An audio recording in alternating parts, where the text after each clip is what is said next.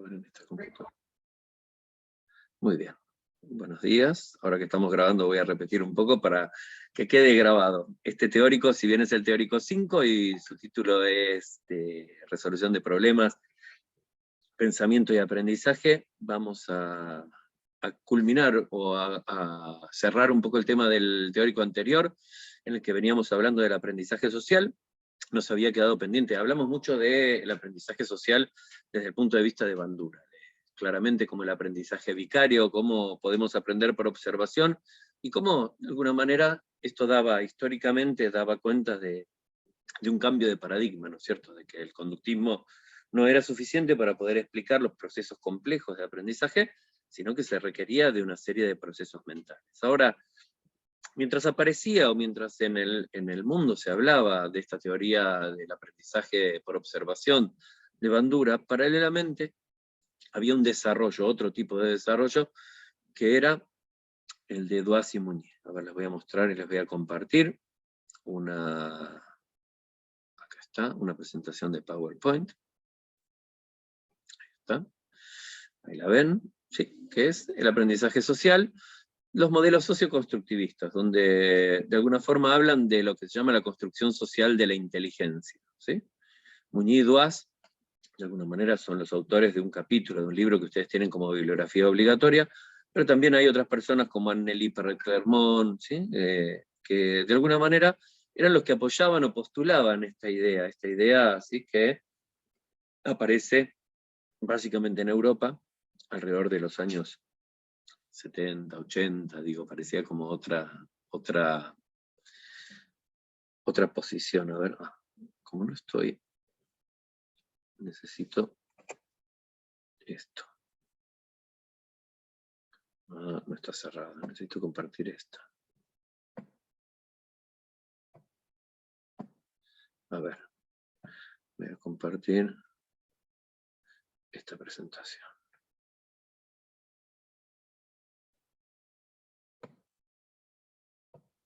Muy bien. Tengo un problema que es que no me deja pasar. Bueno, lo voy a compartir entonces de otra manera, dejar de compartir. No puedo lograrlo, el otro día lo hice y me salía bien. Hoy no sé por qué no me deja. Esto. Muy bien.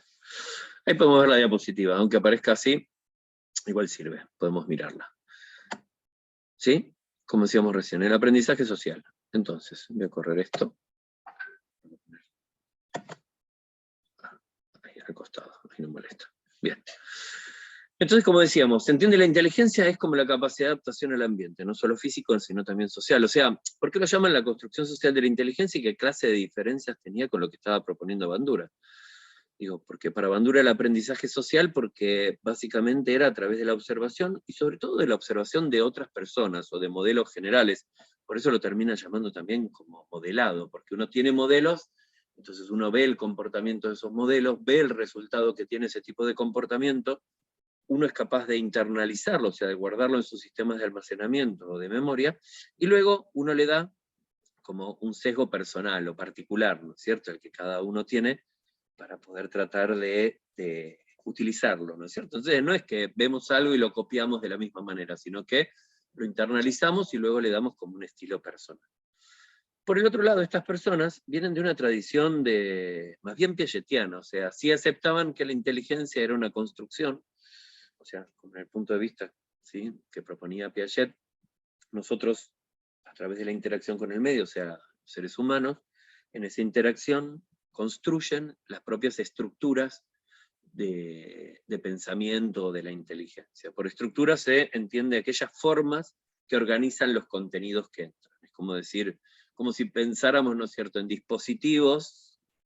A ver, es como cuando hacemos como cuando hacemos una torta, ¿vieron? Que tenemos un molde y tenemos un contenido. Entonces, los contenidos, ¿sí?, si es un molde de flan, va a tener forma de flan; si es un molde redondo, va a tener forma de redondo; si es cuadrado, va a ser cuadrado. ¿Qué quiere decir? Que los contenidos se adaptan a las formas, o sea, las formas de alguna manera, ¿sí?, aceptan esos contenidos y los organizan de una manera particular. Entonces, Piaget lo que decía era que estas formas no venían genéticamente determinadas ni se aprendían, como decía el conductismo, sino que en realidad se construían. Ya vamos a ver Piaget después particularmente, ¿no? Entonces había unas personas, los psicólogos sociales, ¿sí? Proponían una explicación de naturaleza social para dar cuenta del proceso de convertirse en inteligentes durante los primeros años de vida. O sea, esta construcción que Piaget presuponía como un logro, que era a partir de la interacción entre lo que él llama el sujeto y el medio. Y él habla de sujeto-objeto. Ahora, el objeto puede ser otro sujeto, ¿no es cierto? No necesariamente tienen que ser solo objetos materiales. Tienen una crítica, si bien aceptan esta idea de la construcción de las estructuras intelectuales como una construcción real de los sujetos, le critican que no le da un papel más preponderante a lo social. O sea, ellos creen que lo social es mucho más determinante que lo que era, ¿no es cierto?, que lo que proponía Piaget. Entonces, creen que la cooperación, ¿sí?, entre pares es un proceso generador de razón, una condición necesaria para el desarrollo de la lógica.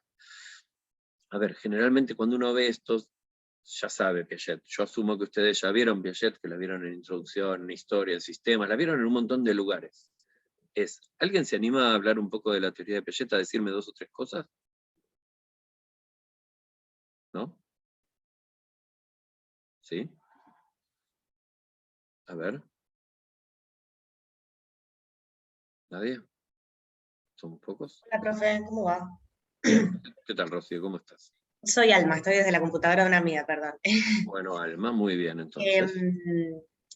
yo recuerdo de haber cursado desarrollo el año pasado, que trabaja mucho con las infancias en un principio y con procesos de aprendizaje, como de cómo vamos adquiriendo algunas como de las habilidades más complejas que tenemos, y habla un poco de estadios, como que un poco organiza la cuestión de una forma esquemática, creo, ¿no? Y Sí. piensa en eso, más o menos, como para una idea.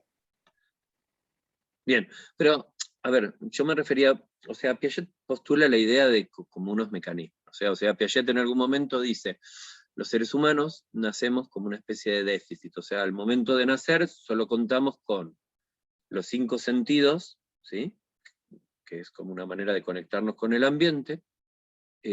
Las invariantes funcionales, dice, que ahora vamos a ver cuáles son, que son mecanismos de funcionamiento que son comunes y propias de todos los seres vivos, y también con 2 sentidos, que son el de prensión y de succión. Y con esas pequeñas herramientas, interactuando con el medio ambiente, vamos construyendo estructuras que no estaban al momento de nacer. Entonces, cuando habla de invariantes funcionales, habla de básicamente 2 mecanismos fundamentales. ¿Ustedes se acuerdan cuáles son las invariantes funcionales? ¿No? Bueno, cuando se habla de invariantes funcionales, se habla como de 2 mecanismos básicos, que son la organización y la adaptación. La organización tiene que ver con esta idea de que en la medida en que va ingresando información adentro de nuestro sistema cognitivo, hay que organizarla, ¿sí? Imagínense que yo me compro una computadora nueva, y entonces armo una carpetita que se llama Sebas, y empiezo a guardar ahí. Guardo esta canción que me gustó, voy a guardar este video. Antes la información se guardaba, ahora está en otro lugar y uno la busca cuando necesita, ¿no? Pero imaginemos que voy guardando en esta carpetita, y saco fotos familiares y las pongo ahí, y escribo unas cartas y unos documentos y los guardo en la misma carpetita, y en un momento tengo tanta información en la carpetita que se me hace difícil poder encontrarla. Entonces, cuanto aumenta la información, necesito darle otra organización. Entonces me veo obligado a dividir adentro de la carpeta que se llama Sebas, hacer una carpetita que se llama fotos, una que se llama textos, una que se llama videos, ¿sí? Entonces tengo una forma de organización un poco más compleja porque tengo más volumen. Ahora de golpe voy metiendo fotos. Después de un año tengo un montón de fotos de viajes, de cumpleaños, de objetos, de cosas que saqué. Entonces me cuesta encontrarlas. ¿Qué hago? Empiezo a crear carpetitas adentro de la carpeta fotos que van a llamarse viajes, cumpleaños, historia, ¿sí? Entonces, ¿qué quiere decir? Que a medida que va habiendo mayor cantidad de información, requieren formas de organización cada vez más complejas. ¿Por qué? Porque si no eso se vuelve caótico y no se produce este equilibrio con el medio ambiente. Entonces él dice que la organización, justamente esto, es una invariante funcional, o sea que todos los sistemas vivos tienden a organizarse en función de la interacción que van teniendo con el medio. Y por el otro lado habla de un mecanismo de adaptación, que también es natural y hereditario, que viene genéticamente determinado, que él llama o va a decir que depende de dos mecanismos básicos que son la asimilación y la acomodación. Por asimilación entiende la incorporación de información adentro de nuestro sistema, y por acomodación él entiende los cambios que nuestro sistema hace para adecuarse a ese tipo de información. Entonces, es como esa adaptación, lo que tiene como función es modificar el mundo y modificarnos a nosotros mismos para mantener lo que él va a llamar una homeoresis o un equilibrio dinámico, ¿cierto? Para no hablar de homeostasis, que es como algo que vuelve siempre al mismo lugar. Piaget habla de que los equilibrios siempre te van llevando hacia un desarrollo y hacia adelante. Entonces, lo que Piaget decía es que gracias a estos mecanismos básicos, que son las invariantes funcionales, los sentidos y dos reflejos, y interactuando con el ambiente, vamos construyendo estructuras lógicas para organizar mejor la información, que esas estructuras lógicas pasan por una serie de estadios, que tenemos diferentes tipos de inteligencia. Tenemos una inteligencia sensorio-motora, una preoperatoria, una operatoria concreta y una operatoria formal, ¿sí? O sea, tenemos diferentes tipos de inteligencias que nos sirven para organizar la información que viene del mundo y todo nuestro proceso. Y la idea revolucionaria en Piaget era que estas estructuras lógico-formales o lógico-matemáticas se iban construyendo, no estaban dadas ni hereditariamente ni estaban en el ambiente. Entonces estas personas rescatan esa idea, o sea, ellos creían, ¿sí?, que era. Piaget, para Piaget era una condición necesaria para el desarrollo, ¿sí?, la interacción social. De hecho, cuando ustedes vieron Piaget, lo van a ver, cuando él habla de los factores básicos del desarrollo, uno de los factores básicos para el desarrollo es la interacción social, o sea, pero es necesario, pero no es suficiente. ¿Qué quiere decir? Que solo la interacción social no permite explicar la construcción de estas estructuras intelectuales. Entonces ellos toman algunas ideas y dicen, la cooperación, o sea, trabajar con otro, ¿sí?, es una fuente de reflexión y de conciencia de uno mismo, ¿sí? La cooperación disocia lo subjetivo y lo objetivo, es una fuente de objetividad, y la cooperación es una fuente de regulación. O sea, cooperar me permite a mí regular mi propio comportamiento en la medida en que puedo evaluar cuáles son los efectos que tiene, ¿cierto? Bien. Por otro lado, agarran conceptos de Margaret Mead, de Piaget y de Vygotsky, y elaboran teóricamente una definición de inteligencia que integra lo social y que puede ser el objeto de estudios empíricos, o sea, sí querían hacerlo de una manera científica, ¿no es cierto? Amplían la idea de Piaget de que la inteligencia es una coordinación, pero no solo de naturaleza individual, sino también social, desde una perspectiva interaccionista y constructivista. O sea, era súper importante la interacción social, la construcción, y sobre todo no individual. O sea, esa construcción, cuando uno lee Piaget al principio, uno tiene la sensación de que la construcción es solamente del sujeto con el objeto, o sea, que es solamente el sujeto el que construye a partir de su interacción con el mundo. Ahora, ellos lo ven y dicen, no, la interacción social es una herramienta muchísimo más potente que la acción individual para colaborar o construir con este desarrollo de estructuras cognitivas. Acá vamos a hacer como una especie de paréntesis y vamos a introducir una diferencia que creemos que es fundamental, que es la diferencia que existe entre aprendizaje y desarrollo. ¿Sí? Creo que ustedes ya lo vieron. ¿Alguna quiere decir algo? ¿Y colaborar conmigo en el teórico? ¿No? ¿No se animan? No me dan bola. Bueno, está bien, lo voy a decir yo. Cuando hablamos de aprendizaje, para Piaget, y esto es algo que muy poca gente piensa o ve de esta manera, Piaget dice que el aprendizaje se produce a partir de mecanismos sumamente básicos que son las reacciones circulares. Las reacciones circulares primarias y secundarias son lo que permite incorporar información al sistema. Incorporar información al sistema es aprender, y nada más. ¿Sí? El desarrollo es el cambio que se produce gradualmente en estas estructuras cognitivas, haciendo que se vayan haciendo cada vez más complejas. Entonces, para que este cambio, este desarrollo se produzca, tiene que haber aprendizaje. O sea, al haber mayor cantidad de aprendizaje, mayor cantidad de elementos, eso fuerza a que el sistema cree formas de organización cada vez más complejas. O sea, no hay desarrollo si no hay aprendizaje.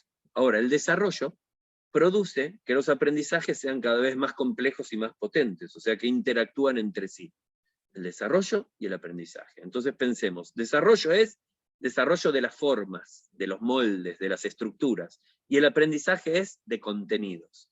O sea, aprendemos contenidos, adquirimos información.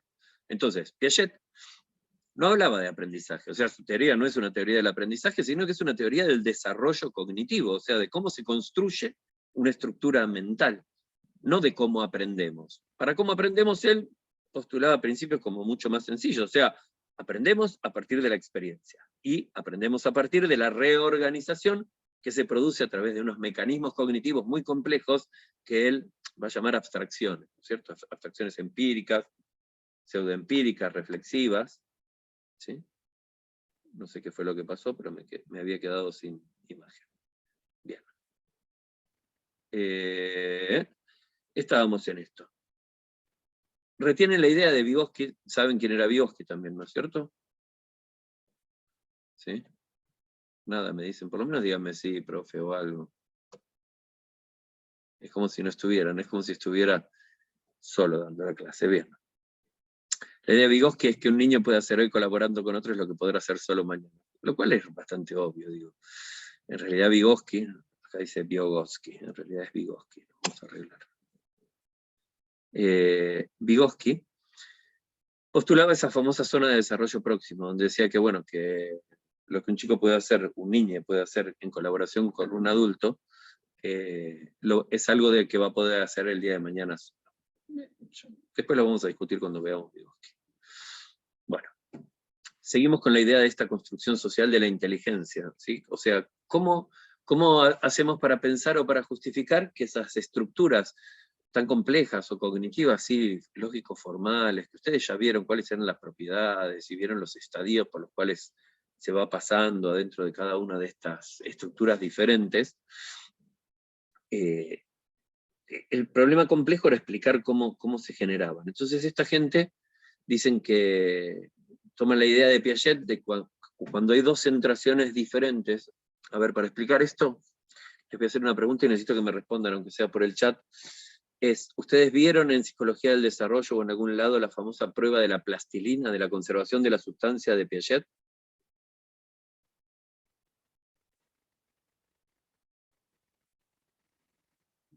¿La vieron? ¿No la vieron? ¿No? Bueno, vamos a suponer entonces que no la vieron. ¿Sí? Bien, a ver, un momento, acá tengo el chat, me están escribiendo. Sí, sí, me dicen. Sí, ese sí es, si vieron lo de Piaget. 11:21, esto es ahora. Sí, perfecto. Vieron la plastilina. Entonces, vamos a usar ese ejemplo. Gracias, María Ángeles, perfecto. Imagínense esto. Imagínense que viene un niño, ¿no es cierto? Y yo le pregunto, mira, acá tengo 2 pedazos de plastilina, ¿te parece que son iguales? El niño me dice, sí, son iguales, no, este tiene más, bueno, pongámoslos iguales, listo. Ahora, ¿te parece que están iguales? Sí, están iguales. Bueno, bárbaro. Entonces ahora, mirá lo que hago. Entonces yo agarro, pongo un pedazo de plastilina y ¡plá!, lo aplasto. Y al aplastarlo, se vuelve como más ancho. Y lo pongo al lado del coso y le digo, estos 2 pedazos de plastilina, ¿para vos tienen la misma cantidad o alguno tiene más que el otro? ¿No es cierto? Entonces las niñas pueden dar respuestas diferentes a esta situación, ¿no es cierto? Dependiendo de su forma lógica de organizar estos contenidos. Entonces, algunas niñas se basan en las características perceptivas y van a decir, no, este tiene mucho más, señalando la pelota. ¿Por qué? Y fíjate qué alto que es. El otro es re finito, que quiere decir que están mirando a la altura. Otros me van a decir, no, este tiene más, fíjate qué grande que es, ¿sí? Entonces, y fíjate que el otro es más chiquito, porque están mirando solo la dimensión o la superficie, ¿sí?, que ocupa. O sea, hay una constancia perceptiva. ¿Qué quiere decir? Que solo están mirando una de las características de esa plastilina. Ante lo cual Piaget, que tenía un método, ¿sí?, que era como un método del conflicto cognitivo, le producía un conflicto. ¿Y cómo le producía un conflicto? El niño que decía, esta tiene más, mirá qué alta que es, y él le va a decir, mirá, recién vino compañerito, compañerita tuya, y me dijo que esta tenía más porque es mucho más ancha. ¿Vos qué opinas? Entonces ahí se supone, la teoría dice que se produce un conflicto en la cabeza de ese niño que dice, ah, pero ¿cómo es? ¿Tiene más esta que es más alta o tiene más esta que es más ancha? Entonces, uno puede observar respuestas del tipo, no, en realidad ese chico está equivocada o equivocado, yo tengo razón, fíjate que es más alto, y se concentra en lo que hace, niega lo que sería como una perturbación. O en realidad dice, ah, sí, tenía razón, mira, este otro tiene más porque es más ancho.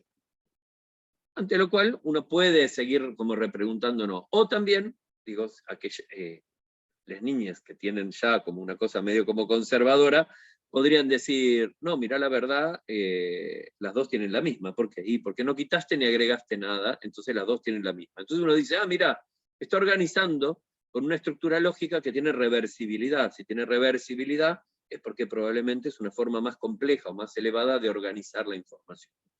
Entonces eran pruebas que Piaget utilizaba para tratar de demostrar cómo los niños, a través de esta interacción con el objeto, o sea, con la plastilina, iban construyendo formas cada vez más complejas de poder organizar la información, ¿cierto? Para él era casi una evidencia contundente de que esta estructura se iba construyendo, porque si no, la niña hubiera respondido que tenían lo mismo desde el principio. ¿Y por qué no lo podía hacer? Y porque no estaba la estructura.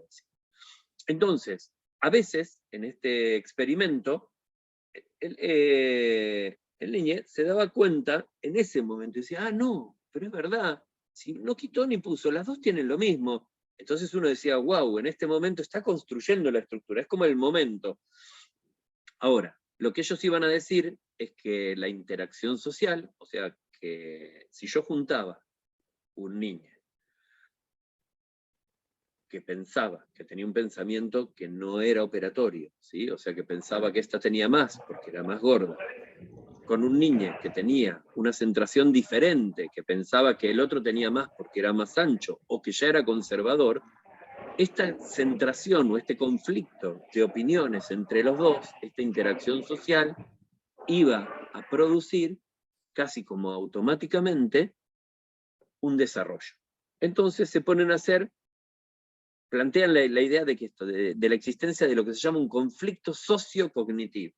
O sea, ese conflicto cognitivo no se daba por la acción individual de un sujeto con un objeto, sino que se daba particularmente de una forma especial y mucho más poderosa por personas, por seres humanos que tenían centraciones o opiniones diferentes. Era como que si ponemos dos personas a discutir, van a llegar a una solución o van a llegar a una opinión conjunta que va a ser, de alguna manera, superadora, ¿sí?, de lo que podía ser una opinión individual. Entonces, de alguna forma postulaban la idea de que este aprendizaje sociocognitivo, este conflicto sociocognitivo, era una fuente primordial y sumamente importante de, a ver, acá es el tema, no es aprendizaje, sino que es desarrollo cognitivo.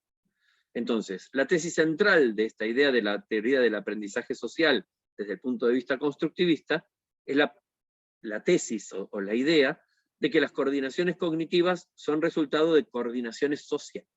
O sea que lo social era como un factor especial, como espectacular, para poder generar este desarrollo cognitivo. ¿Sí? Bien.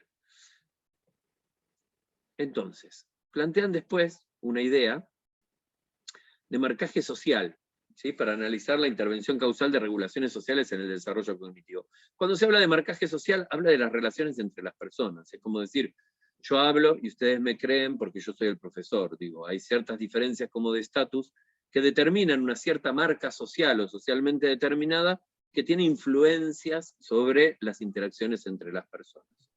Entonces, ellos postulan y le ponen nombre o tratan de decirlo, dicen que hay marcaje social cuando hay homología entre las relaciones sociales establecidas y las relaciones cognitivas. Y esto permite estudiar los principios de regulación social y cognitiva. O sea, si yo tengo mayor, digo, imagínense que ustedes ya son todos pensadores formales. A ver, y les voy a hacer una pregunta, y esperaría que de alguna forma me den una opinión, no que me dejen colgando. ¿Ustedes creen o están convencidos o suponen de alguna manera que hay personas que no alcanzan el pensamiento formal. Voy a mirar el chat. Que me responden. Karen, ¿vas a hablar? Karen Franqui, no. Perdón, me había quedado, entré y quedó el micrófono abierto, disculpe. ¿Y querés decirme algo de esto, aprovechar ya que estás? Recién entró, perdón, no escuché la pregunta. Pero yo te lo hago de nuevo, y es como decir, viste Piaget, y lo han visto en un montón de lugares, ¿no es cierto? Y vieron la idea esa de que uno va construyendo diferentes estructuras cognitivas, y que hay como una estructura que es como la topísima, que es la estructura formal de pensamiento. ¿Vos crees que hay gente que no alcanza esa estructura formal de pensamiento?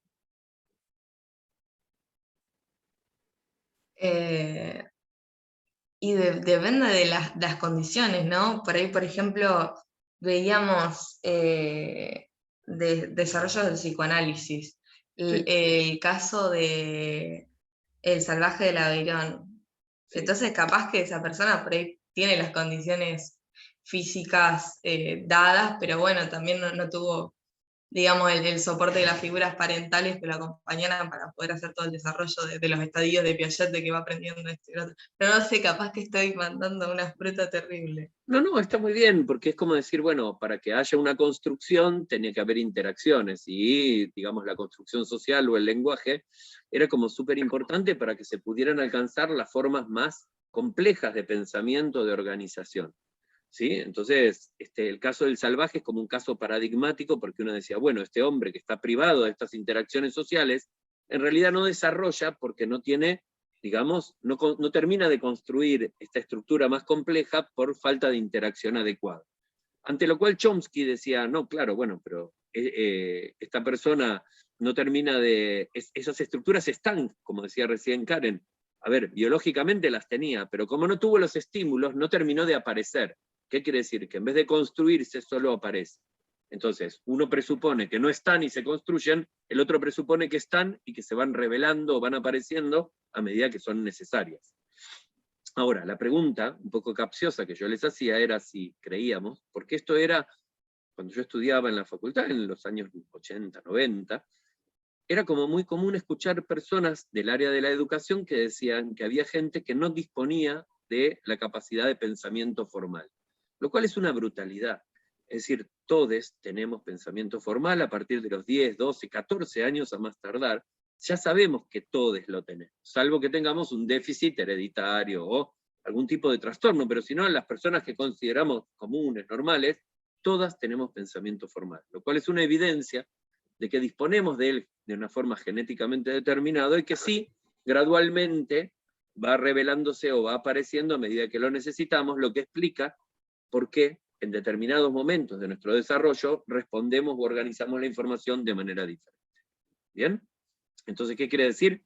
Que todos, tarde o temprano, vamos a ser pensadores formales. ¿Qué es ser un pensador formal? Si vieron Piaget, cuando vieron los estadios de Piaget, tener pensamiento formal involucra como dos formas básicas, o sea, es un grupo básico de las proposiciones, que se llama de las 16 proposiciones, y el grupo INRC, que es la identidad, la negación, la recíproca y la correlativa. O sea, son como formas lógicas de combinar dos tipos de reversibilidad. ¿Sí? Es como un poco complejo, porque uno tendría que aprender lógica. Sin embargo, lo importante de todo esto es que estas estructuras se construían y que la gente del modelo social insistía y decía que esta construcción se daba preferentemente o particularmente gracias a un proceso de construcción social. ¿Sí?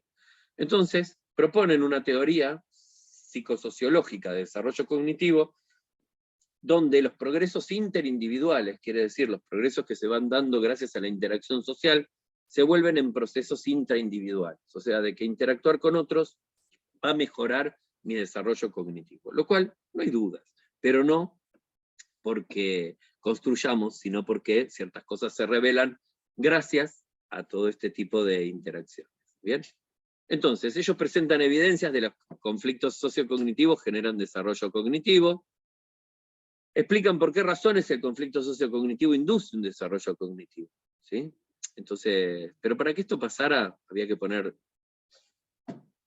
dos niñas que tuvieran estructuras diferentes, porque si los dos eran conservadores. Y también uno debía estar seguro de que, imagínense que estamos todos en fila, ¿no es cierto? Y estamos por entrar a la sala de un profesor que nos va a hacer el experimento de la plastilina, ¿viste? Y nos va a hacer... Entonces cuando sale, ponele, Karen entró primero que yo, cuando sale Karen le digo, che Karen, ¿qué te pregunta? No, me preguntó cuál tenía más. Che, ¿vos qué le dijiste?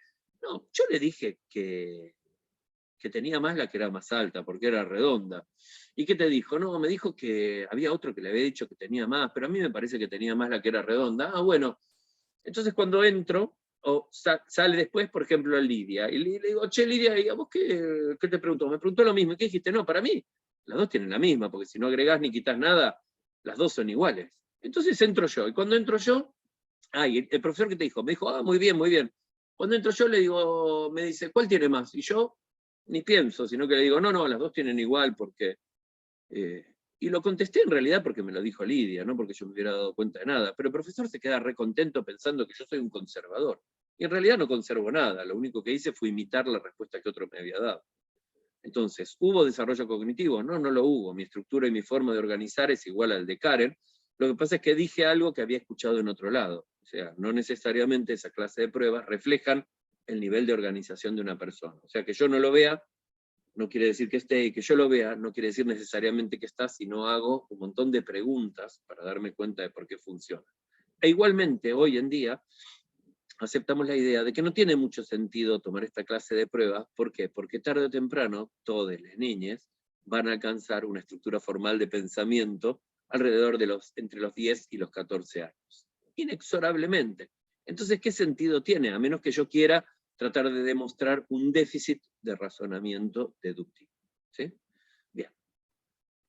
A ver, no sé si me voy a extender mucho más en esto. Creo que lo interesante era, como decirles, primero, era destacar en ustedes la idea, ¿sí?, de que no es una teoría del aprendizaje, sino una teoría de desarrollo cognitiva, que ha sido la base de un montón de estudios posteriores que investigan el aprendizaje cooperativo, o sea, qué es lo que pasa cuando aprendemos entre todos, que ahora lo vamos a abordar, y una idea interesante de que no siempre y no en todas las situaciones es mejor aprender con otros que aprender solo.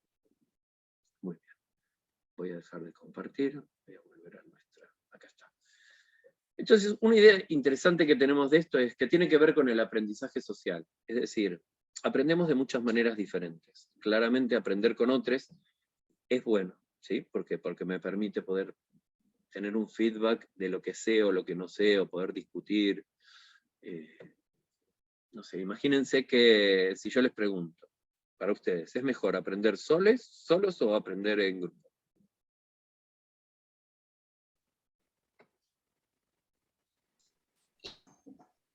Y para mí siempre te queda más aprendiendo con otros. Por ejemplo, juntándonos a estudiar y eso, que repitiendo como un loro.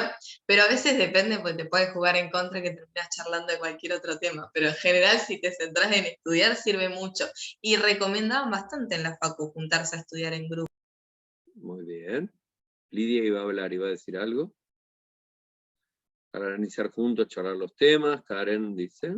No, es que cuando explicás o le contás a otro algo que comprendiste, le terminás dando una vuelta más seguro. Además de fijarlo, tiene otro nivel de comprensión. Bien, yo diría, agregaría a las cosas que ustedes están diciendo, de que para poder tener esta interacción, primero necesito aprender algo, o sea, tener un contenido.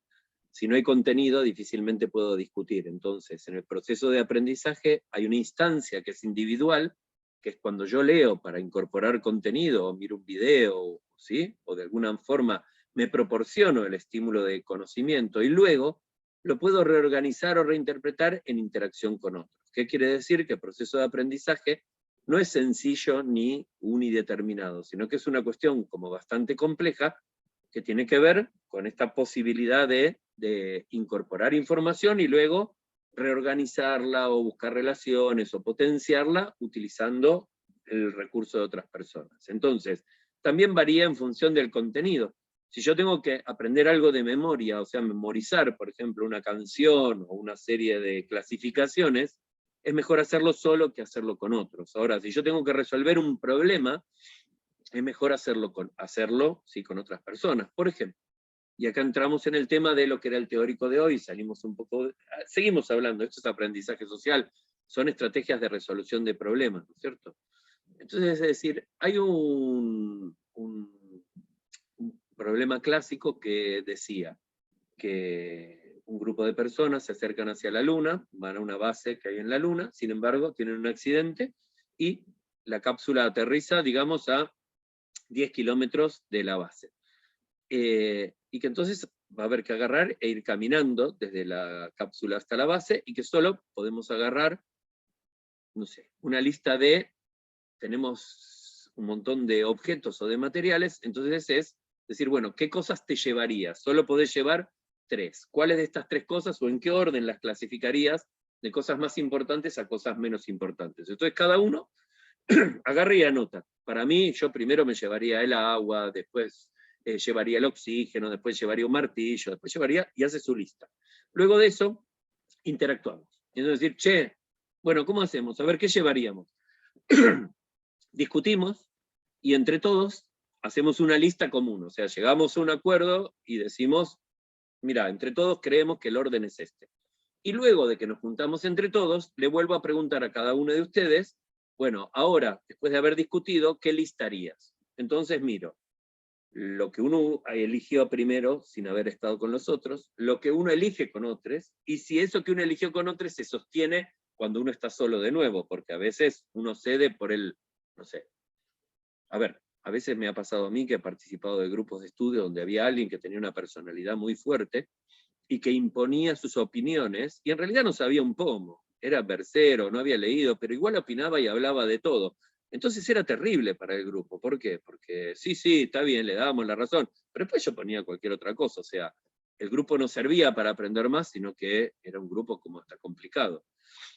Digo, no todos los grupos, en los grupos intervienen factores personales o factores individuales que de alguna manera actúan como factores de complejización. Digo, no siempre es lo mejor. A ver, todos los grupos son siempre asimétricos. Está el que es obsesivo y estraga y sabe y estudia todo y tiene un resumen hecho.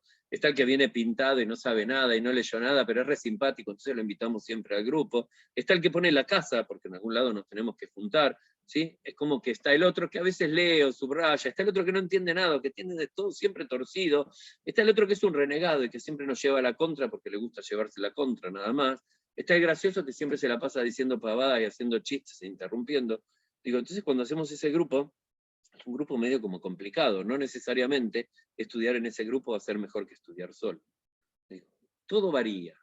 La idea que ustedes tienen que, o la idea que yo quisiera destacar en este punto particular es, aprendemos de muchas maneras, aprendemos a pesar de las personas y de los sistemas, ¿sí?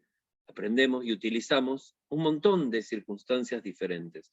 Y no hay métodos como ideales. Hay métodos que podrían favorecer, pero en ciertas circunstancias particulares. Elegir como... A ver, vamos a volver la pregunta al revés. Es como decir, ¿cómo hacemos para resolver un problema? Imaginemos un problema. Imaginemos el problema de la Luna, el que le dije recién. ¿Cuál sería su proceso de pensamiento?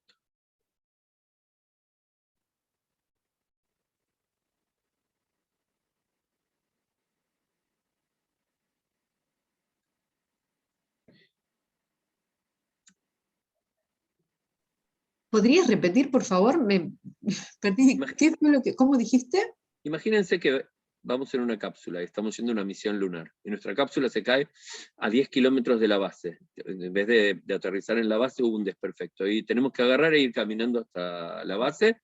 Y el oxígeno nos alcanza, como no podemos andar paveando. Tenemos que ir como directo, ¿no es cierto? Y hay un montón de cosas adentro de la cápsula. ¿Qué cosas son las que deberíamos llevar?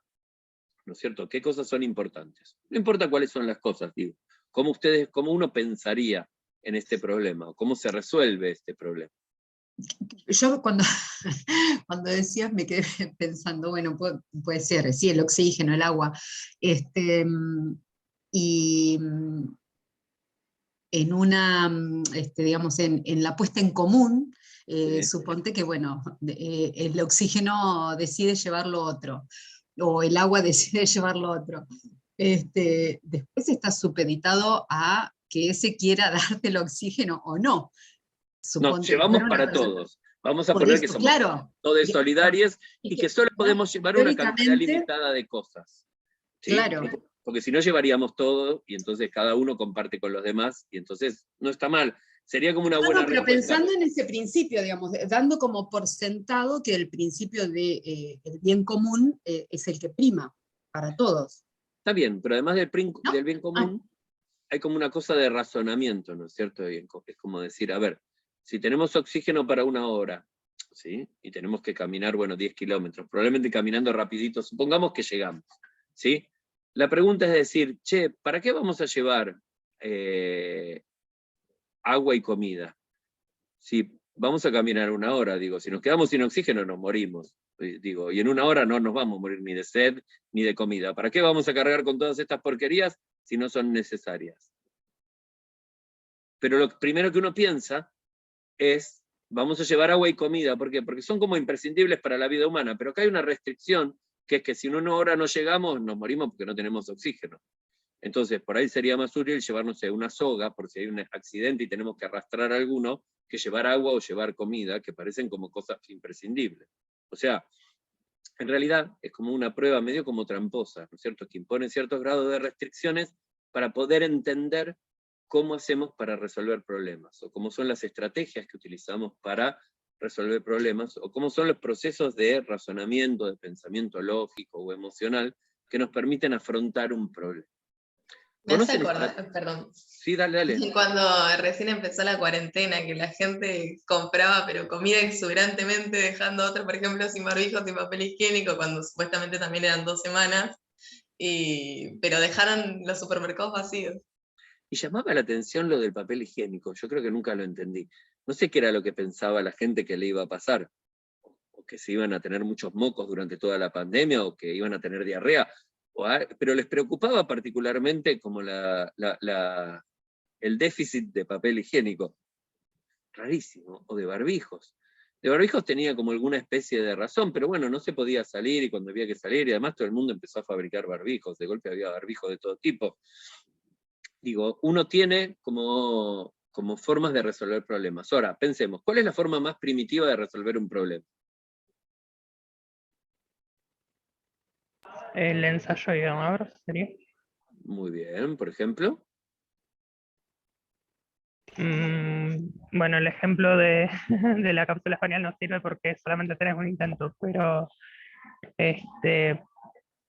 no sé, un animalito que intenta alcanzar comida por varios caminos, pero en todo tiene un problema hasta que da con uno que le permite alcanzarlo. Sí, a ver, el ensayo-error es como más fácil, es como decir, yo cuando era más chico, que los televisores venían adentro, tenían como una cosa que se llamaba válvulas. Entonces a veces cuando el televisor andaba medio mal, uno le pegaba al televisor, ¿sí? Y se empezaba a ver como bien. Entonces ese lo arreglé. Hoy en día es como bastante frecuente ver personas, inclusive jóvenes, que nunca vieron un televisor con válvulas, que cuando no anda, le pegan siempre primero, para ver si se arregla, ¿no? Uno golpea un poco cualquier aparato, hasta un electrodoméstico, uno lo sacude un poco, o le da unos golpes a ver si tiene algo suelto y empieza a funcionar. Digo, no funcionó, bien. O imaginen que le pego y de golpe anda. Epa, me quedé, ensayo y error, ¿sí? Fue éxito, ensayo, éxito. Entonces, la próxima vez que algo no anda, ¿qué voy a hacer? Y lo voy a sacudir un poco porque otra vez anduvo. O sea, voy a empezar a hacer lo que se llama una generalización de estrategias de resolución de problemas. Sin embargo, son estrategias sumamente primitivas, ¿sí? O sea, no. Digo, uno debería pensar o razonar o tratar de comprender para poder realizarlo. Después hay otro tipo de estrategias, que son estrategias, digo, ustedes después van a ver cuando vean los textos, que hay hasta, tienen nombres y tienen formatos, hay estrategias que se llama como subir, digo, es como que hay que subir la montaña, donde uno dice, bueno, tengo que ir hasta la cima, y entonces, ¿qué hago? Tengo que seguir un camino, digo, perdón, el de la montaña es otro, es más complejo. Es como de una ruta, bueno, a ver, para poder llegar hasta Buenos Aires tengo que ir por una ruta y primero tengo que pasar por Las Armas, después tengo que pasar por Dolores, después tengo que pasar por Chascomús, o sea, es como de metas. tengo que ir cumpliendo ciertas metas parciales para poder alcanzar una meta final. A veces hay estrategias un poco más complejas, donde a veces o sea, en esta sigo avanzando de manera directa. A veces la situación no nos permite eso, entonces a veces para poder subir hasta arriba de una montaña, hay determinados puntos donde tengo que bajar para tener otro camino más accesible. O sea, a veces tengo que tomar acciones que van en contra, como de mi objetivo final, o retroceder para poder alcanzar la meta. ¿Qué quiere decir? Que existen diferentes estrategias para poder resolver un problema. Y que hay una serie de procesos que esas estrategias también se aprenden, ¿no es cierto? Se aprenden a partir de la experiencia, a partir de enfrentar determinados tipos de problemas o de inconvenientes, ¿sí? Entonces, a ver, imagínense, y yo les voy a mostrar, a ver, voy a hacer un pequeño gráfico. Yo debería poder usar algo que es como un pizarrón, pero dibujar con la mano me va a costar, con el mouse. Entonces voy a hacer un dibujito acá. Imagínense que yo tengo, ¿sí? A ver, voy a poner acá. Ahora les voy a mostrar, estoy preparando una obra artística, ¿sí?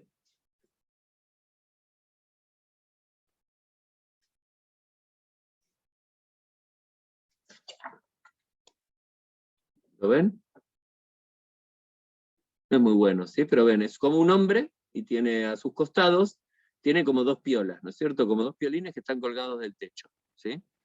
Y como elementos tirados en el piso, tiene, ¿sí? Una pinza, un papel de diario, una gomita y una campera, ¿sí? ¿Me siguen? Ahora, ¿el objetivo cuál es? Es que él consiga agarrar los dos extremos de los dos piolines, ¿sí? Muy bien. ¿Cómo hace?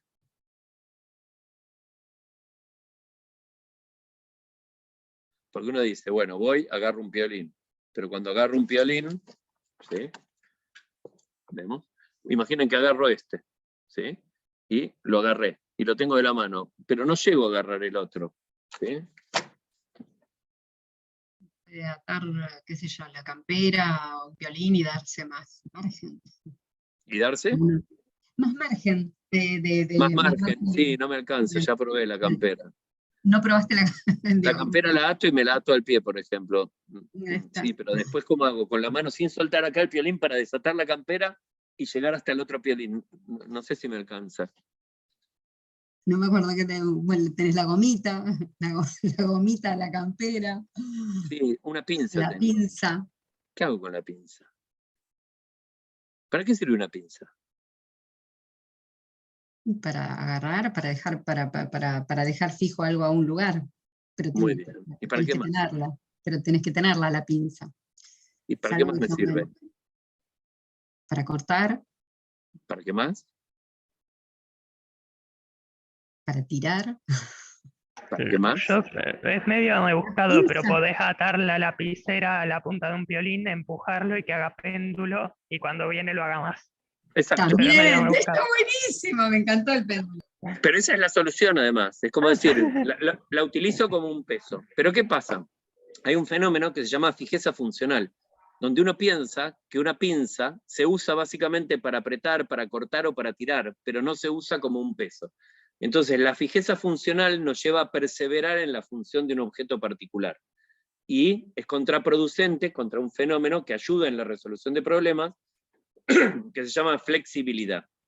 Creo que hablamos un poco de esto en algún teórico, no sé si era acá o en cognitiva, que hablábamos de la idea de la flexibilidad, de la fluidez, de la capacidad que tiene el pensamiento de poder imaginar usos posibles diferentes de un objeto que no estén fijados a su función para lo cual fueron hechos, ¿sí?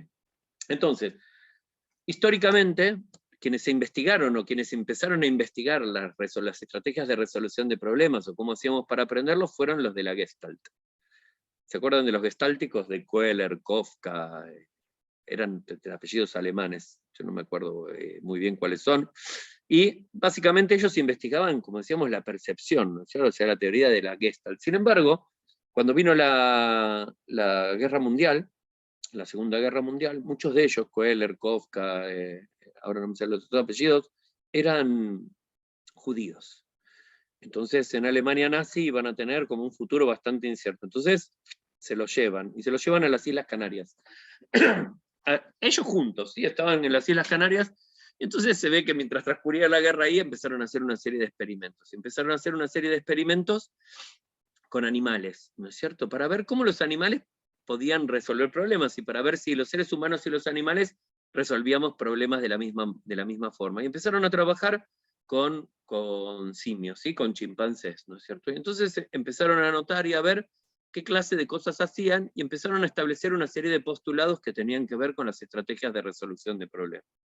Entonces empezaron también a hablar como de fenómenos como, no sé, le daban ponían un primate adentro de una jaula, ponían un cacho de bananas colgando del techo, y le daban 2 pedazos de un palo, ¿no es cierto? El primate primero saltaba y no llegaba, después agarraba un palo, que quería decir que tenía conducta instrumental, y trataba de pegarle con el palo para bajarla. Sin embargo, tampoco llegaba, o sea, la solución era que había que encastrar los 2 palos en uno y para poder hacerlo, y los primates lo hacían. Entonces empezaron a ver, también hicieron experimentos con gallinas y con un montón de animalitos, y empezaron a darse cuenta que había una serie de comportamientos, ¿no es cierto? Esos comportamientos tenían que ver con lo que se empiezan a llamar conductas de rodeo, incubación, no sé, empiezan a establecer lo que llaman como una serie de pasos necesarios para una estrategia de resolución de problemas, donde hay pasos que tienen que ver, como primero tengo que ver con los elementos que yo cuento, después tengo que pensar en cómo lo voy a hacer, después tengo que ejecutar, después tengo que poner a prueba, después tengo que verificar si el plan que yo hice era el que funcionaba. Entonces van a encontrar en la literatura, cuando la lean, que postulan diferentes etapas o pasos en una estrategia de resolución de problemas. Hay una anécdota que cuentan siempre de una persona, de un químico creo que era, que se llamaba Kekulé, que Kekulé es el que descubre la estructura del carbono. Vieron que la estructura del carbono es un hexágono, la estructura química, ¿sí? Y que el tipo laburaba en eso, y no había manera, no se le ocurría cómo podía hacer, hasta que una noche se va a dormir, y en un sueño sueña con una serpiente que se atrapa a la cola, que se muerde la cola. Y entonces cuando se levanta al día siguiente dice, él puede tener esta forma, porque él imaginaba otra clase de formas. Entonces, ¿qué hubo? Hubo como una especie de incubación, hubo una conducta de rodeo, o sea, hacer otra cosa diferente, es como salirse del problema. Cuando nosotros pensamos en un problema y no lo podemos resolver, lo pensamos siempre de la misma manera, y lo seguimos pensando igual, y nunca salimos de ese pensamiento. Entonces uno recomienda decir, dejémonos, vamos a divertirnos, vamos a salir, vamos a tomar algo, vamos a bailar, vamos a hacer otra cosa mejor, y después volvemos al problema, vamos como a refrescarnos la memoria. Empezaron a darse cuenta de que a veces salir del problema o hablar de otras cosas podía contribuir como una forma de encontrar soluciones efectivas, ¿sí? De que apareciera como esa especie de insight. Entonces, durante mucho tiempo se dedicaron a analizar eso. Luego, vinieron otras personas que se llamaban Simon y Miller, ¿sí? Que lo que hacían fueron los precursores de lo que se llama el PPI, o el paradigma del procesamiento de la información. Lo primero que trataban de hacer, ellos suponían que había una analogía, ¿no es cierto?, una analogía funcional entre los sistemas artificiales y los sistemas inteligentes naturales, o sea, entre las personas, los seres humanos, y las computadoras. Entonces, lo primero que trataron de hacer era tratar de hacer que una máquina fuera capaz de resolver problemas. Entonces, ¿qué hicieron? Se pusieron a investigar cómo eran los procesos de resolución de problemas en los seres humanos, y luego trataron de escribir programas de computadoras, ¿sí?, que sirvieran para resolver problemas. Y empezaron a hablar de 2 cosas diferentes, ¿no es cierto? De algo que se llaman algoritmos y de otra cosa que se llaman heurísticos. También empezaron a tomar algunos conceptos que habían acuñado los de la Gestalt, como el pensamiento productivo y el pensamiento reproductivo. O sea, un pensamiento reproductivo es reproducir ciertas cosas que son útiles para hacer algo, y el pensamiento productivo es comprobar con soluciones innovadoras, como utilizar una pinza como un péndulo, ¿sí? Entonces empezaron a pensar en esto y se dieron cuenta de que había problemas abiertos y problemas cerrados. O sea, una fórmula o una ecuación matemática es un problema cerrado. No lo vamos a discutir con ningún matemático porque probablemente vamos a entrar en un terreno pantanoso, pero para nosotros, seres normales que no nos dedicamos a la matemática, una ecuación tiene una sola manera de resolverla, o nos va a llevar a un único resultado posible. Por lo tanto, utilizamos un algoritmo. Un algoritmo es un conjunto de pasos que se dan de una manera particular y en un orden particular y que conducen a la resolución de un problema. Entonces, un algoritmo es eso. Ahora, hay problemas que son como mucho más complejos o diferentes, que no tienen una sola solución, sino que tendrían muchas, como por ejemplo, ¿qué pasaría si tuvieras ojos en la nuca? ¿Qué pasaría si tuviéramos ojos en la nuca?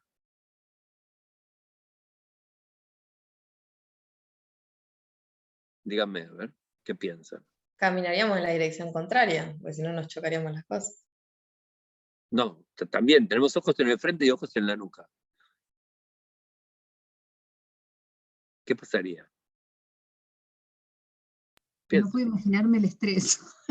Es un estrés, ¿no es cierto? Porque uno Sí, vería todo hay que el ver resto. si primero si funciona el ojo de atrás y si funciona si el cerebro los puede integrar a la visión tanto de adelante como de atrás.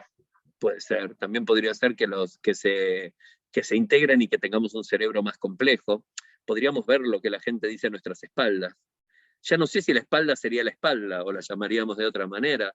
Digo, o sea, podrían pasar muchas cosas. Entonces, esta clase de problemas, que son problemas abiertos, requieren de heurísticos. Los heurísticos no son algoritmos, sino que son estrategias que permiten de alguna manera pensar con fluidez, con flexibilidad, como pensar posibilidades de resolver un problema particular que no tiene una única solución, sino que tiene muchas. Entonces trataron de empezar a simular dentro de las computadoras diferentes cuestiones. Entonces crearon, por ejemplo, tenían un programa que jugaba al ajedrez.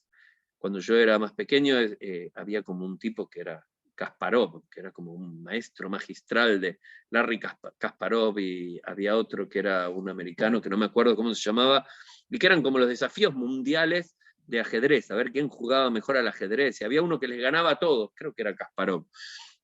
Y en un momento hacen un programa que jugaba al ajedrez. ¿Qué hacía? Y bueno, le habían enseñado a la computadora todos los movimientos posibles, todas las diferentes estrategias, qué hacer si el otro hace determinada cosa. O sea, una secuencia de algoritmos en función de las jugadas que tenía el otro, y entonces el desafío era que le ganaran a esa computadora. Bueno, hoy las computadoras agarran a los seres humanos y los pulen jugando al ajedrez.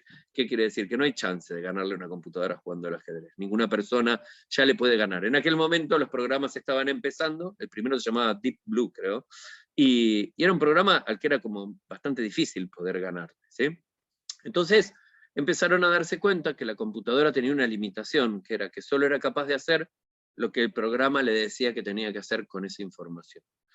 Entonces, desde entonces la psicología empezó a preguntarse, bueno, ¿y cómo hacemos para hacer, o cómo podemos replicar en una computadora una resolución de problemas abiertos? Entonces empieza a aparecer lo que hoy llamamos la inteligencia artificial. ¿Qué entienden por inteligencia artificial? Ustedes vieron que inteligencia artificial es como un término como amplio, que en todos lados se habla de inteligencia artificial, ¿sí? ¿Cómo lo ven ustedes? ¿Qué piensan? ¿Qué ejemplo me podrían dar de la inteligencia artificial?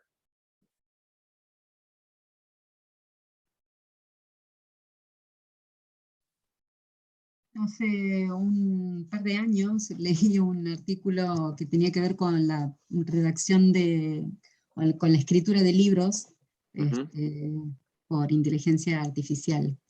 Sí. Sí, muy creativo. ¿Pero qué es la inteligencia artificial? La inteligencia, y sería como la reproducción de la capacidad de crear nuevas soluciones. Me parece que tiene que ver con eso, lograr. Digo, ¿un programa de ajedrez es inteligente?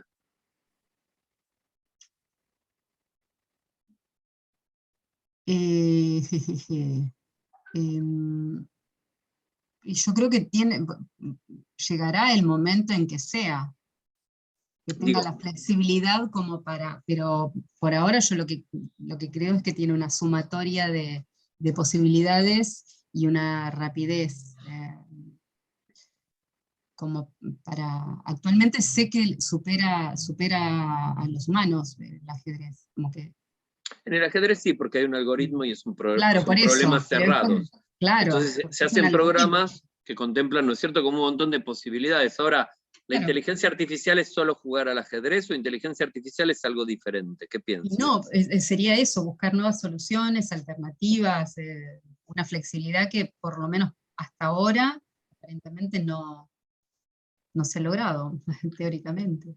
No, sí, sí, digo, actualmente hablamos de inteligencia artificial, inclusive vieron los programas, a ver, el otro día cuando hablábamos de esto, de que yo pongo en Google zapatos de goma, porque quiero mirar a ver si tienen aislamiento o no. Y después me olvido y empiezo a, ¿cómo se llama? A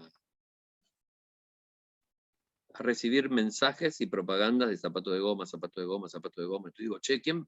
A mí me están vigilando, a mí alguien me mira, alguien lee las cosas que yo escribo, porque ¿cómo saben que a mí me gustan los zapatos de goma? En realidad no había nadie mirando, sino que hay una serie de programas de computación, ¿sí? Que de alguna forma vieron o se dieron cuenta que yo aprendía ciertas cosas o me interesaban ciertas cosas en función de zapatos de goma, y yo otro día había buscado que soy ecologista y que no me gusta el cuero, entonces me mostraban zapatos de goma. Digo, ¿y cómo el programa se dio cuenta? ¿Alguien podía prepararlo para este tipo de cosas o el programa empezó a aprender en función de la información que yo le daba? Y en función de la información que yo le daba, empezó a cambiar sus propios algoritmos y empezó a generar algoritmos propios para darme algo particular. Entonces empezamos a darnos cuenta de que la limitación que tenía la computación, de que solo podía ser capaz de hacer algo que estaba escrito para hacer de una manera particular, los conocimientos y los desarrollos de la psicología sobre el comportamiento humano empezaron a darle elementos que permiten escribir programas que tienen la capacidad de aprender, igual que los seres humanos. O sea, un programa de inteligencia artificial se caracteriza básicamente porque no es cerrado, sino que es abierto. ¿Y qué quiere decir? Que sus instrucciones o la forma de operar sobre la información va variando en función de la experiencia, igual que los seres humanos. O sea, los programas aprenden. ¿Sí? ¿Cómo aprenden? Y con la información que yo les doy.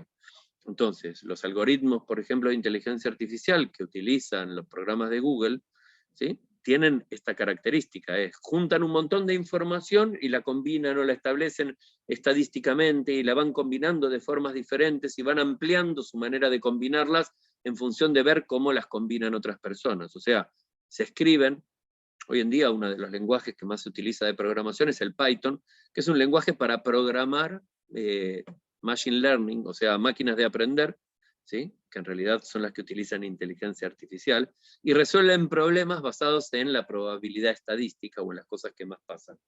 Entonces, ¿qué quiere decir? Que existen sistemas artificiales que son capaces de tomar información a través de cámaras de video, a través de, no sé, las cosas que están escritas, o la información de todo tipo, por eso se habla de Big Data, que circula en todos lados, y son capaces de manipular esa información con una velocidad mucho más rápida que la de nuestro cerebro, con una capacidad de almacenamiento mucho más grande y de recuperación que la que tiene nuestro cerebro. Digo, ¿por qué? ¿Cuál fue los hitos tecnológicos que han cambiado la inteligencia artificial? Primero ha sido antes el almacenamiento estaba sumamente limitado. O sea, las computadoras tenían una capacidad de almacenamiento que estaba determinada por la capacidad de lo que se llamaba su disco rígido, básicamente. Era cuánta información yo podía guardar, y eso estaba determinado físicamente. Eso hoy no tiene límites, ¿por qué? Porque la información se guarda en la nube y se guarda colaborativamente, o sea, en muchas computadoras que están funcionando a la vez. Por otro lado, otra de las limitaciones era la capacidad de procesamiento, o sea, la memoria RAM. Vieron que empezaron con, no sé, 124K, 218, 400, 512, 1 mega, 2 mega, 4 mega. Hoy la memoria de procesamiento es como el equivalente de la memoria de corto plazo. Entonces esa memoria se ha ido ampliando gracias a la tecnología, lo que permite hacer más operaciones en una cantidad menor de tiempo. Ahora, además las computadoras, ya los teléfonos, vieron que los teléfonos vienen y dice octa-core. Y uno dice, ¿qué core no es octa-core? Y que tiene 8 núcleos. ¿Y 8 núcleos qué quiere decir? Que tiene 8 procesadores, o sea, que está haciendo operaciones en 8 lugares a la vez, simultáneamente, o sea, que trabaja en paralelo, como si fuera un cerebro, que también puede realizar operaciones, no solamente con un único procesador, sino con 8 a la vez. Entonces, ahora ya no hay de 8, lo que se llaman las supercomputadoras utilizan muchas computadoras que tienen muchos núcleos y se llega a un número enorme, lo que amplía la capacidad de procesamiento, la velocidad de procesamiento, la velocidad de almacenamiento.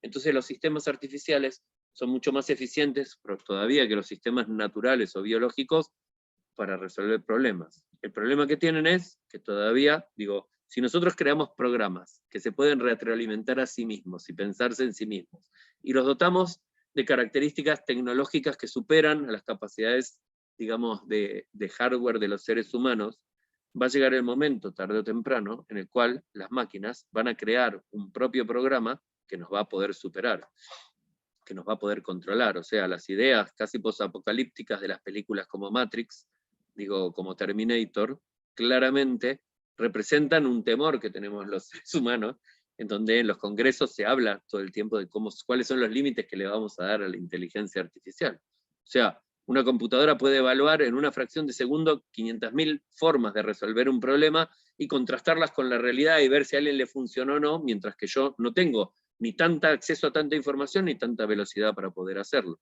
Si además esa computadora aprende a escribir sus propios programas, ¿sí? O sea, si es posible que pudiera hacerlo, tarde o temprano implica que las máquinas nos van a controlar.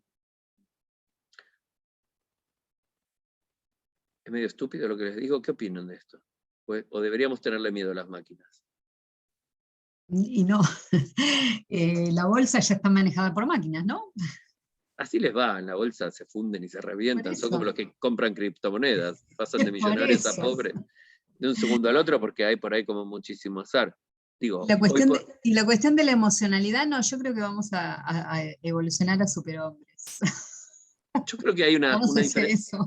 una diferencia interesante es que nosotros nos podemos equivocar o que tomamos decisiones, como decía Lidia recién, que están guiadas o vinculadas por nuestras emociones, que las computadoras no podrían. Pero bueno, se está trabajando en la regulación emocional y se está trabajando en tratar de simular emociones en una máquina. O sea, no sé, esto lo aprendieron seguramente en historia o en alguno de los sistemas 1, sistemas 2, cuando hablaban de la famosa máquina de Turing y el desafío de Turing. El desafío de Turing es un desafío sumamente interesante que él decía, vamos a aceptar que pudimos construir una máquina realmente inteligente o simular un proceso de inteligencia humana de manera artificial el día que nos sentemos frente a una pantalla o una computadora e interactuemos y no sepamos si del otro lado hay una máquina o hay una persona. Entonces, el desafío de Turing era como antes bastante simple. ¿Por qué? Porque uno hacía alguna pregunta, si uno decía, ¿qué día es hoy? No sé, yo tengo en mi casa un aparatito redondo que me escucha y que tiene un parlante que se llama Alexa. Entonces yo le digo, Alexa, ¿qué hora es? Y me dice la hora. Y le digo, Alexa, poneme un timer para el horno. Bueno, ¿de cuánto? Listo, y me avisa. Le digo, Alexa, vamos a hacer la lista de las compras. Y me dice, listo, dale, ¿qué querés poner? Y yo le leo y después le digo, bueno, mandame al teléfono la lista de las compras que tengo, y ella me lo manda. Le digo, Alexa, contame un chiste, y me cuenta un chiste. Le digo, Alexa, pone música, y Alexa pone música. Digo, yo podría pensar que Alexa es una persona o un enano que está metido adentro de ese aparatito, o que hay alguien del otro lado que está escuchando lo que yo digo y que me habla. Digo, a ver, y Alexa no es más que un programa de computadora, digo, hasta como bastante simple, hay muchas cosas que uno ya no se da, que cuando uno le dice, bueno, o cuando uno le insulta, bueno, Alexa, andala, sí. Y entonces Alexa dice, perdón, no entiendo lo que me estás diciendo. O cuando uno le da un significado sin sentido, Alexa dice, perdón, no sé lo que me estás diciendo. Sin embargo, Alexa es un programa comercial como OK Google o como Siri, es un asistente que está en todos lados. Recién dije OK Google y automáticamente mi teléfono se prendió, ¿sí? Y apareció, o sea, me está escuchando, está atento a todas las cosas que yo estoy diciendo. Y me dice, ¿qué necesitas? Probá a decir, y mientras tanto, está escribiendo todo lo que yo estoy diciendo, lo está transformando como en letras. Digo, ahora, ¿cuál es el problema que todavía tienen? Que todavía no tienen esta capacidad. Digo, para mí es fácil darme cuenta si del otro lado hay una computadora o hay una persona, creo yo, si le digo algo con doble sentido, o utilizo, por ejemplo, una ironía, o utilizo algo para lo cual se requiere lo que se llama una teoría de la mente, ¿no es cierto? O sea, es pensar que el otro piensa en lo que va a pensar, o que son contenidos implícitos. Igualmente, El estudio de las estrategias de resolución de problemas y de los problemas de pensamiento ha permitido, ¿sí?, de una manera sumamente eficiente poder simular estos procesos de pensamiento, y cada vez nos acercamos más a sistemas artificiales que son capaces de responder, ¿sí?, o de resolver problemas, muchas veces mucho mejor que los sistemas naturales. Digo, de hecho, hoy en día, tener una red neuronal, digo, uno se imagina tener una red neuronal como una cosa medio extraña, y digo, no, yo tengo en mi teléfono una red neuronal, y tengo una red neuronal en la computadora, entonces cuando quiero hacer un programa estadístico y quiero saber, bueno, qué es lo que opina la mayoría de las personas sobre determinada cuestión, pongo a trabajar mi red neuronal y ella sola aprende, empieza a darse cuenta cuáles son las relaciones y me termina diciendo, no, mira, la gente hoy está eligiendo más esto, o sea, se basa en funciones, en parámetros como estadísticos. O sea, es capaz de reproducir una serie de procesos mentales, ¿sí?, de manera artificial. ¿A dónde vamos con todo esto? Vamos a que cada vez sabemos mucho más sobre cómo funciona nuestro sistema cognitivo. Cada vez tenemos más explicaciones o más teorías que permiten explicar, digo, cómo adquirimos información, y esto vuelvo a lo que les decía cuando recién estábamos hablando más temprano de la teoría de Piaget y eso, aprendemos a partir de aprender es incorporar información al sistema. Ahora, el punto interesante, que era el que se preguntaba Piaget y Chomsky, la mayor parte de las personas, es bueno, pero las formas, o los programas, o de alguna manera estas entidades, o procesos cognitivos que operan sobre esa información y hacen determinadas cosas, ¿de dónde vienen? ¿Dónde están? ¿Para qué sirven? Digo, cuanto más sabemos sobre ello, más posibilidades tenemos de poder replicarlos en sistemas artificiales, y cada vez tenemos mayores posibilidades de simular el comportamiento de los seres humanos. Entonces, ponemos un robot a resolver un problema, no sé, ¿ustedes tienen robots? ¿No? En mi casa yo tengo un robot que barre, por ejemplo, que es un aparato redondo, que tiene un sensor, y que uno aprieta un botón y sale barriendo, sale y va prolijito por todos los bordes, va siguiendo un camino, nadie le dice por dónde tiene que ir. La dejas el tiempo suficiente y después de un rato te avisa, te suena, viste, como un pitido, che, estoy lleno de basura, uno le saca la cajita, la tira, la vuelve a poner y sigue barriendo. Después de un rato, la casa quedó toda barrida. Tengo un robot que barre. ¿Cómo hace para saber que va por los bordes? ¿Cómo hace para poder esquivar un obstáculo? ¿Cómo hace para saber que ya pasó por un lugar o ya no pasó? Digo, imagínense que además es un robot como casi, digo, que vale, no sé, creo que vale 25.000 pesos un robot de eso. O sea, es algo que es accesible, que todos podríamos tener. Tengo un robot en mi casa como Alexa. Digo, Alexa es un robot, es una cosa, es como una fuente de conocimiento. Yo ya no necesito ir a buscar un diccionario nunca más. Me pongo a jugar al Scrabble con mi señora y jugamos al Scrabble, y cuando tenemos una duda es, Alexa, la palabra rimbombante, ¿qué quiere decir o existe? Y Alexa me lo dice rápidamente. O antes la gente se sentaba en la mesa y discutíamos, ¿no es cierto? Discutíamos, y las discusiones eran casi bizantinas, hasta que de alguna manera uno apelaba a la falacia de la autoridad, ¿no? Esto yo lo leí en tal lugar, o lo dijeron en la televisión. Hoy esas cosas están muertas, es, Alexa, ¿qué es? Pasa, digo, tenemos el diccionario, o ¿qué quiere decir tal palabra? Digo, tenemos un robot que nos asiste permanentemente en un montón de cosas, y además escucha nuestra voz, y además nos habla. Digo, yo ya no necesito escribir más en la computadora, le hablo a mi computadora y mi computadora escribe. Todo este tipo de cosas son todas producto del análisis o de la investigación sobre el comportamiento humano. Y lo único que hacemos es, cuanto más sabemos o tenemos teorías, las traducimos a sistemas artificiales, a programas o algoritmos o a heurísticos, porque también se pueden programar heurísticos. Yo puedo programar o generar estrategias de abordaje de información que no tienen una sola solución, que son estos programas inteligentes o estas máquinas de aprender, donde van tomando información del medio, y a medida que van tomando información, se van complejizando en función de ella. Entonces, ustedes van a poder ver en el campus, y el teórico del doctor Vivas de hoy a la tarde probablemente hable de esto, una explicación, es un poco más vieja, es un poco antigua, habla un poco de la historia del estudio sobre las estrategias de resolución de problemas. Van a ver una serie de clasificaciones casi históricas, donde seguramente en algún parcial les vamos a preguntar para la Gestalt cuáles eran las etapas de la resolución de problemas. Entonces está la observación, la verificación, la incubación, la comprobación. Yo ni siquiera me las acuerdo. Pero bueno, sirven para que ustedes entiendan cuáles son las partes o los procesos por los cuales se hace para resolver un problema, o cuáles fueron las primeras investigaciones que hubo sobre eso. Si quieren van a poder asistir los PowerPoint del año pasado y del anteaño donde eso está explicado. La idea era, en estos teóricos nuevos, es como darle una vuelta más a eso y decir, para eso van a mirarle el otro teórico, el otro video, van a leer el texto. Digo, la idea era que pudiéramos discutir un poco, conversar sobre las implicaciones que eso tiene en la actualidad, sobre las implicaciones que tiene sobre el aprendizaje y la enseñanza. O sea, permanentemente estamos preocupados sobre cómo enseñarle a la gente. El otro día discutíamos con alguien si enseñar era adoctrinar, y sí, enseñar es adoctrinar, o sea, es proveer información, pero darla con un valor y con un sentido particular.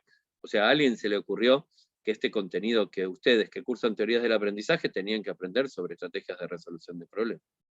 ¿Por qué? No lo sé, es como una discusión entre expertos, digo, fui yo el que lo decidí, no lo decidí yo. En su momento el profesor titular concursó con ese programa y él pensaba en el momento en que lo hizo que ese era un tema importante. Yo creo que es un tema interesante e importante, que hablar sobre estrategias de resolución de problemas tiene que ver con el aprendizaje. Tiene que ver con que estas estrategias de resolución de problemas también se aprenden, o sea, no vienen genéticamente determinadas. La que tenemos, y la más básica, es el ensayo-error, que es la que usan los niños, pero que actualmente hay estrategias como sumamente complejas de resolver un problema. ¿Sí? Inclusive que tienen que ver con la mentira, con el engaño, con la hipocresía, con un montón de situaciones con las cuales vivimos, ¿no es cierto?, y convivimos actualmente. A ver, imagínense que tenemos problemas, que constantemente estamos como resolviendo problemas, que yo prendo la televisión y veo una noticia sobre la guerra en Rusia, y la guerra en Ucrania, perdón, ¿no es cierto?, entre Ucrania y Rusia, o la invasión de Ucrania por los rusos, o como se lo quiera llamar, depende en qué canal lo estoy mirando, cómo lo están dando. Permanentemente mi cabeza está tratando de resolver el problema de, ¿esto será verdad? ¿Qué parte será verdad y qué parte será mentira? ¿Puedo creer en esto? ¿Será que la realidad es tan compleja como me parece? A lo mejor esto que estoy viendo no está pasando, sino que está filmado como si fuera una película, en un estudio.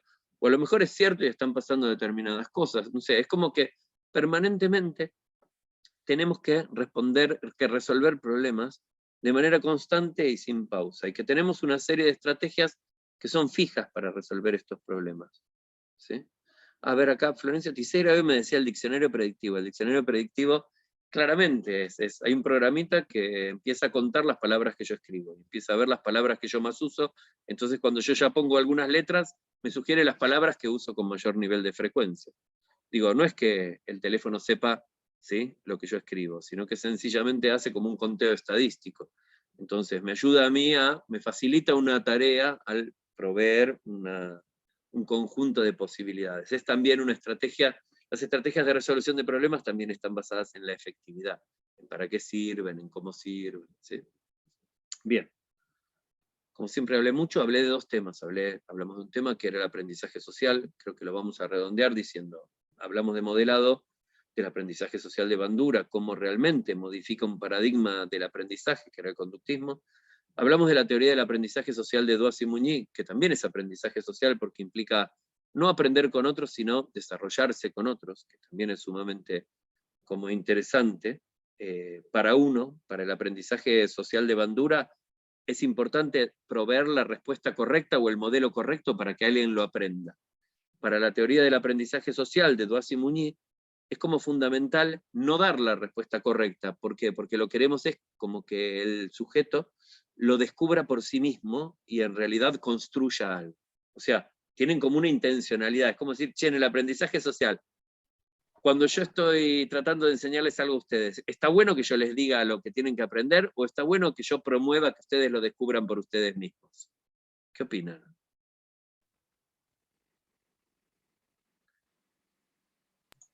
Y la promoción de que cada uno haga su aprendizaje me parece como más productivo. pero ustedes no colaboran, porque yo en un momento le digo, ¿y ustedes qué opinan? Y todos se quedan callados la boca, y nadie habla, y nadie nada, todos están esperando que yo les diga la respuesta correcta. Cuando digo, bueno, ¿cuáles son las invariantes funcionales? Y nadie me dice nada, digo, algunos seguros que lo saben, algunos podrían hasta decir alguna estupidez, pero que por ahí se aproxima y lo vamos construyendo. Ahora todos se quedan callados la boca y esperan a que yo diga, bueno, organización y adaptación. Ah, claro, si yo ya lo había escuchado. Bueno, ¿y qué es la organización? Ahí estaban fritos, porque seguro que ninguno sabía bien lo que era la organización, porque es como un término bastante inasible. Entonces, ¿qué estaba bueno? Y si me lo dice el profesor. Ahora, todo depende como yo lo diga. Si yo lo digo de alguna manera particular y doy ejemplos y trato de alguna manera de repetir muchas veces eso y de favorecer esa idea. Entonces, ustedes que me estuvieron escuchando durante esta hora y media, si luego de esta hora y media yo les digo, bueno, ahora, ¿quién se anima a decirme qué es la organización?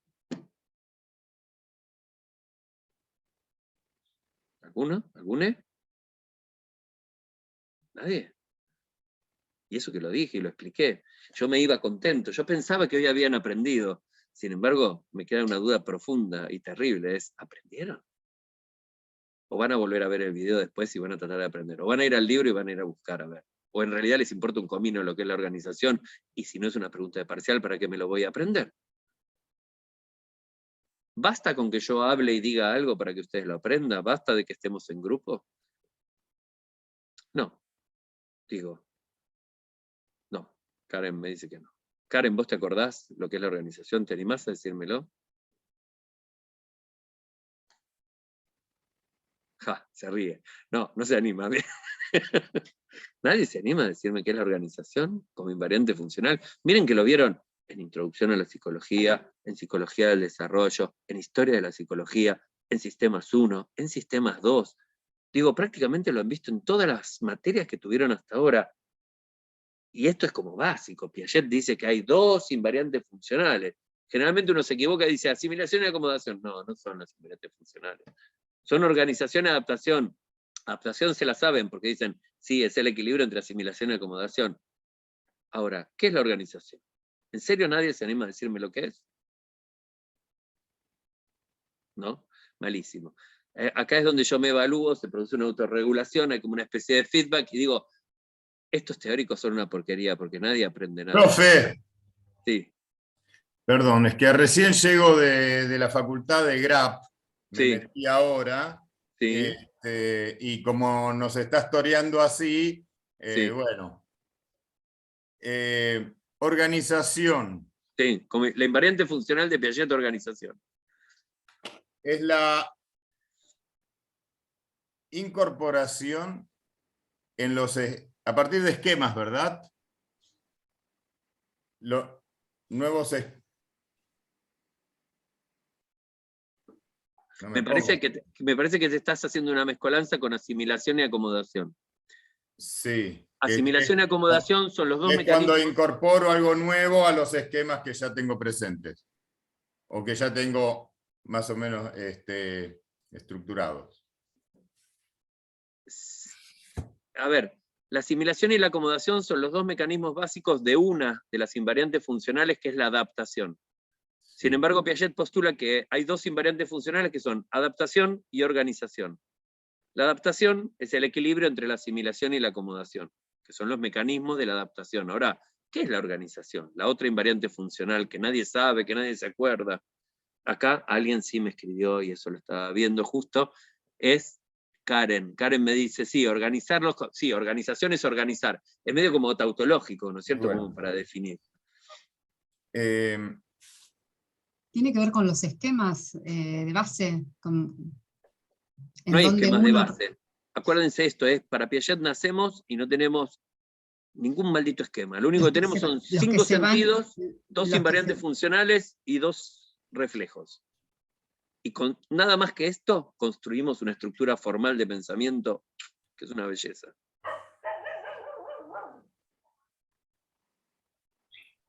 Bien, ya vamos a tener una clase de Piaget. Les voy a decir esto. La organización, y como le expliqué, la organización viene de esta idea.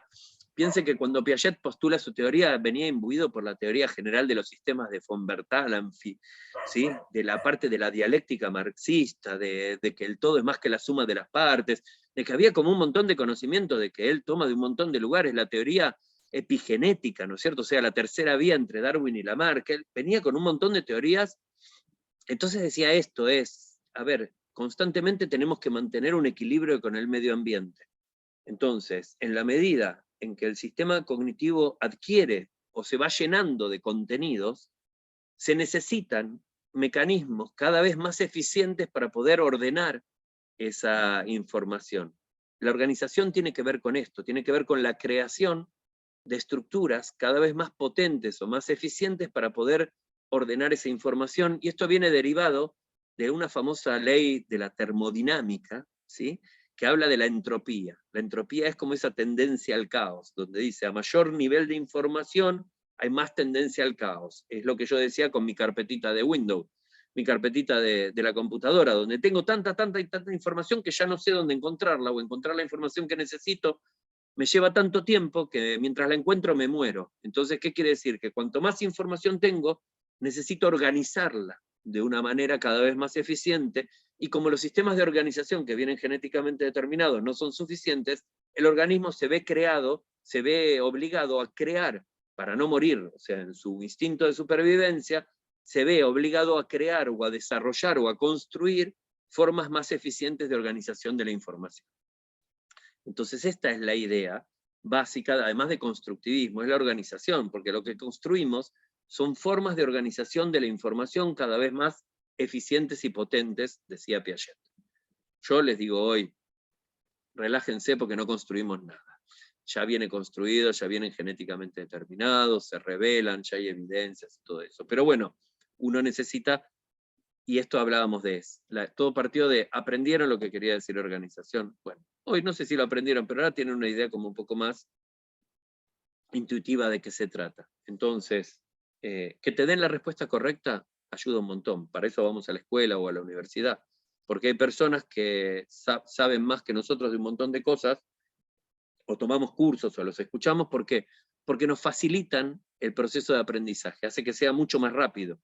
Si nosotros tuviéramos que descubrir esto por nosotros mismos, tal vez nunca lo descubriríamos, o nos llevaría tanto tiempo.